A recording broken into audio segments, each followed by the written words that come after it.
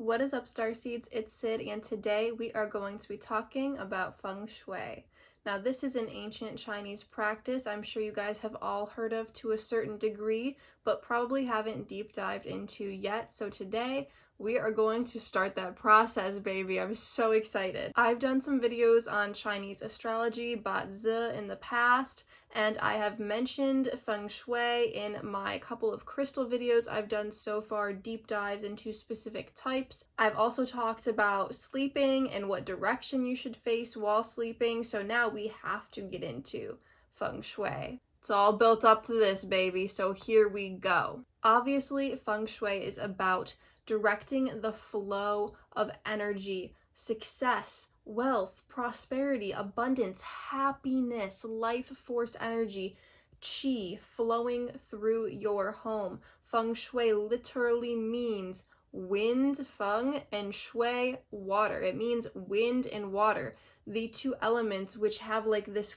current effect to them, the most flowy. Wind isn't even an element in Chinese astrology. It's just wood, fire, earth, metal, and water. Wood is about growth, vitality.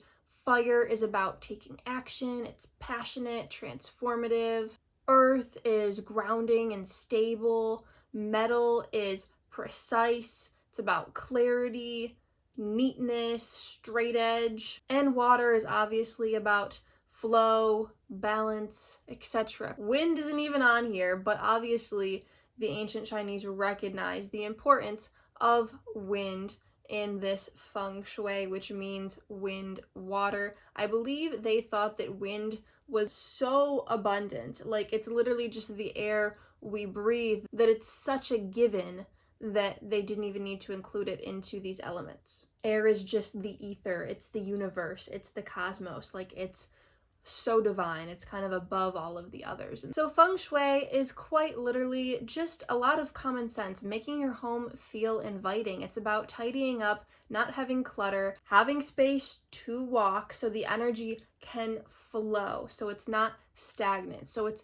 living, breathing, incorporating lots of nature into your home, like all of these elements. Have some earth, have some wood, okay, have some plants, have some water, maybe have a fountain flowing if that's an option for you. Have some fire, have a fireplace, have candles, and have metal, have some accents of metal things. Don't put knives on your kitchen counter though. That's a no-no. Maybe we'll make some basic common sense feng shui videos in the future. I don't want to call them common sense, but to me, it's just kind of common sense energy flow, but to some people, they might not think of it. I'm a person who naturally loves organizing. I'm a Virgo rising in Western astrology, so maybe that has something to do with it, but it literally just gets me going. I love a good organized house. I believe that your physicality and your environment goes hand in hand with your mental, emotional state of being.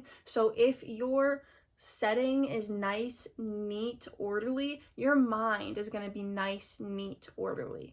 You don't want emotional clutter, so you don't want physical clutter. Tidying up literally makes you feel better. Organized to manifest, okay? That's all a basic part of feng shui. Incorporating these 5 elements into your home, that's a basic part. The other basic part is based off of the Lo Shu square. So I am a math nerd. Let's just appreciate this really quick.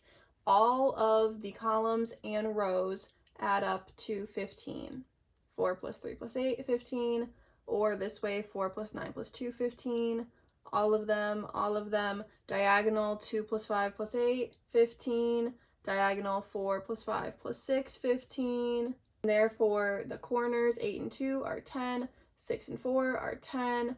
The middles 9 and 1 are 10, and 7 and 3 are 10. The Lo Shu square goes into the bagua map. The bagua map is a basic representation of what directions in your house house certain energies. So you can either interpret this as literal directions. I think this is how most people interpret it, as the southeast side of your house, corner of your house. Or you can use your front door as north. No matter what direction your front door is facing, the front door can be north, and then everything else in accordance to that. So what's, kind of behind your front door is the center, and the far side of your house across from the front door is south. Or you can use literal directions here. So this is the bagua map for everybody. We have the southeast, which is the wood element, the color purple. It's about wealth. So this is where you can place citron crystal, like we talked about in a recent YouTube video that I posted. This is where you can put a money plant if you'd like, etc. The south quadrant of your house, fire element, red color energy. It's about your reputation, fame, career success. This is where you can put pictures of yourself and achievements, medals. You can put plaques that you get from work or something here. Then the southwest, this is the earth element, the color pink. It's about relationships. This is where you could spend a lot of time specifically with your romantic partner. Maybe you could put the bedroom there. The east section of your house, this is the element wood, the color green. It's about family or community. The center of your house doesn't have a direction. It's in the middle, okay? Earth element, yellow color. It is about health and gratitude. The western wing of your house, the metal element, white color or pastel colors. It's about children, or if you don't have children, it's about creativity. This is where you can have a little artsy corner. This is where you could have a playroom for your kids. This kind of center part of your house might be a good area to have the living room and then the dining room. The northeast corner of the house, this is the earth element, the color teal. It's about wisdom. This might be another good place to have kind of a home office. You could have it here, you could have it in the wealth section, the fame section, but I think the wisdom section is a really good area to put that as well. Kind of depends on the layout of your house, obviously. Although I do find that a lot of houses I've been in, a lot of friends' houses, they have a office very close to their front door. It's like a room next to their foyer. They have their like computer room, office room. Then we've got the north area of the house, or you could use this as the front door and then go based off of that. But the north area, the north wing of the house, it's the water element, black or indigo color, and it is about your career. This could be a good office space in general too. Then we have the northwest area of your house. It's the element metal, it's the color gray, and this is kind of a weird one. It's about travel and helpful people, synchronicities. So this is a good area probably to keep shoes, to keep guest coats to hang up when they come in. It just kind of makes sense. If you're into survival skills, this is kind of where you could keep some of that prepper supply stuff possibly. But once again, this is a general map. Now we are going to be talking about how to calculate your specific good directions and bad directions. So let's talk about gua numbers, lifestar number, however you want to describe it. It is numbers 1 through 9 with the exclusion of 5. So it is 8 number possibilities: 1, 2, 3, 4, 6, 7, 8, and 9. I skipped 5 on purpose. The Mingua, Gua, or Ka number is a key factor in feng shui. It identifies your personal energy patterns and helps you determine favorable and unfavorable directions based on your birthday and your gender. So there's two different groups. There's East people and there's West people. East people are gua numbers either 1, 3, 4, or 9, and West people have gua numbers either 2, 6, 7, or 8. If you calculate your number and it is a 5, if you are a man, that turns into a 2. If you are a woman, that turns into an 8. So 5s are always West group people. It just depends if you're a guy or a girl, if you're a 2 or an 8. If you were born in January or February, your number might be the year before's number, depending on when the Lunar New Year was the year that you were born. I have some specific dates listed now, though. The way to calculate this, if you were born before 2000, so if you were born in the 1900s, guys, you are going to subtract the last 2 digits of your birth year from 100. So if you were born in 1992, you're going to subtract 92 from 100. You get the number 8. Are you with me? Or if you were born in 1987, you're going to subtract 87 from 100. That number would be 13. We're going to reduce the 13 to a single digit. So 1 plus 3 is 4.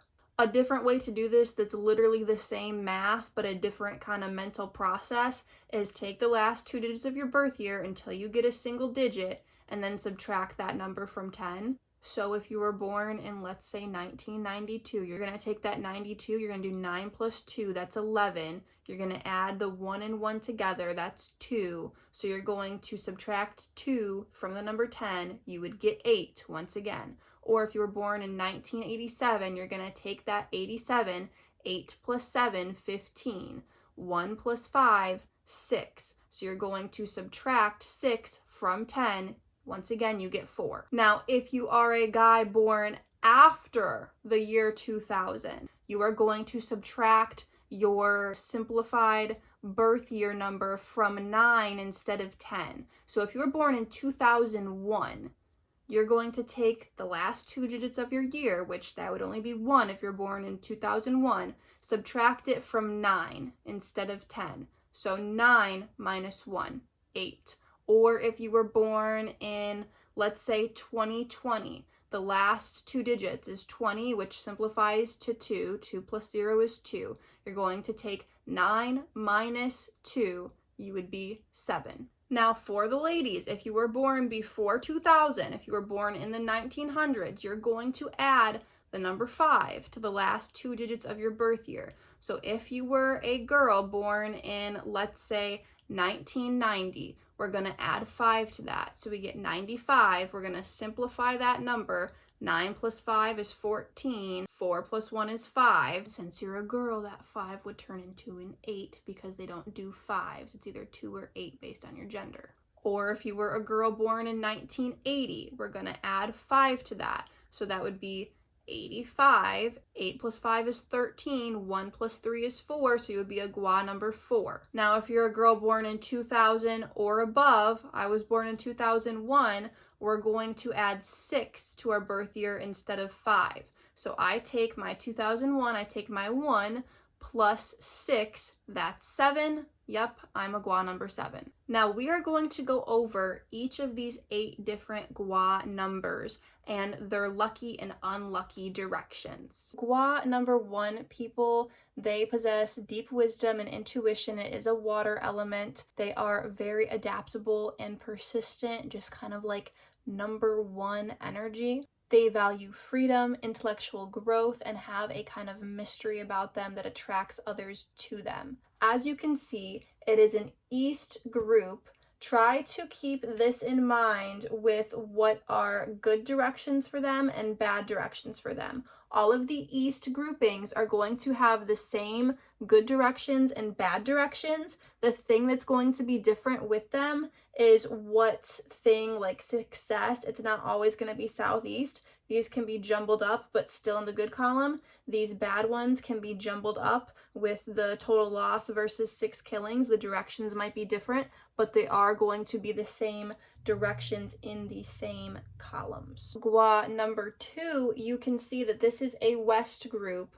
All of the success, wealth, love, stability directions are what was the bad directions for the first group, which was an East group. So the directions are shifted. Gua number 2 people, very motherly, supportive, like backbone of the family type person, very caring, very nurturing. It's an earth element. Now for gua number 3 people, these people are very expansive, very driven, ambitious. They have a strong sense of justice, and they are really like pioneers. It is an East group. It is a wood element, specifically a hard yang wood element. Almost forgot some good colors are green and brown, obviously. Gua number 4 is also another East group. This is a soft yin wood element. They have very active minds. They love learning. They're very flexible. They're artistic and have kind of a soft, nurturing side to them, but also they're persistent enough to overcome any boundaries that they want to, jump through hoops if they have to in order to learn and progress. Gua number 6, no, I did not skip 5. There just isn't 5. It depends on your gender. If you are a guy, then you go to group 2. If you are a girl, you go to group 8 if you calculated number 5. But this is group 6 now. These people are very strategic. They're very logical people, protective people, and they hold themselves and others to really high standards. A very fatherly energy. It is a West group.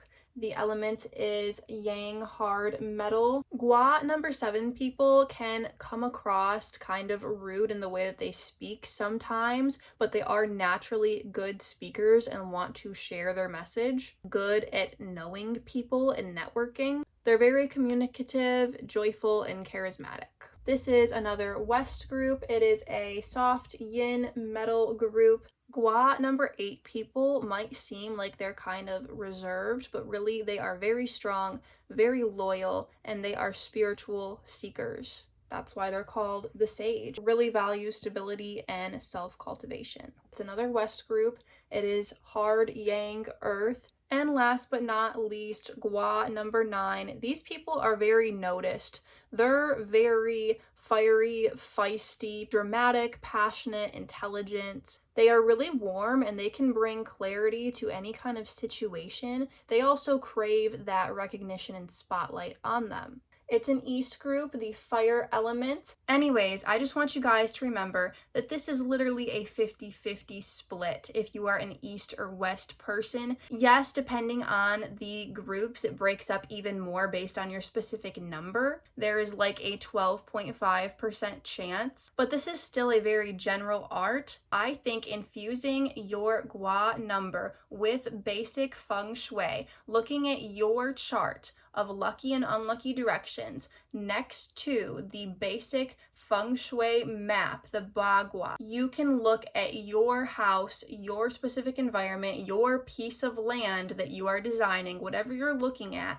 Use these two together. If you have a partner or children, look at their basic feng shui gua map as well and come up with a house plan that works for everyone in that space. Let me know any feng shui tips or tricks that you guys have. What have you done to your house? Have you put specific crystals, specific plants in certain areas? Do you have the 3 key things set up in a good area? Your bed represents you, your desk represents your career, and your stove represents your wealth. I know it's kind of tricky to move your stove around, but hopefully you can move your bed and your desk around to be in these good, lucky directions specifically for you. I appreciate you guys so much. Peace out.